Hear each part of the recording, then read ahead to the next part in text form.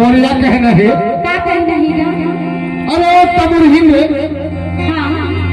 दिखे मतलब छोटा दिखत है सही तो नहीं था, लेकिन वो तमुर हिंद वाला पगला बना डाली सही तो नहीं था, सही बात है। अरे नहीं जानता हूँ ला पगली बना डालेगा तमुर हाँ ओखर तो लाल मुंह है रे, कैसे लाल मुंह है? रंग हरी ये तमुर हिंद ना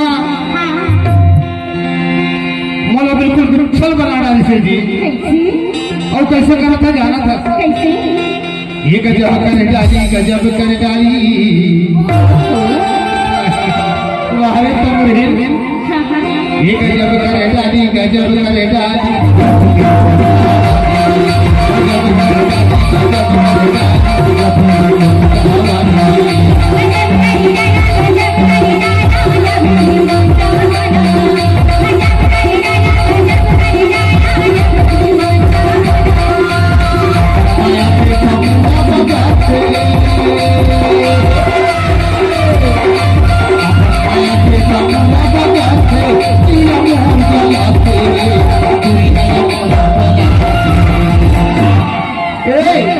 बहुत सुंदर बनावत रे ये गजब करे डाली गजब करे डाली गजब करे डाली गजब करे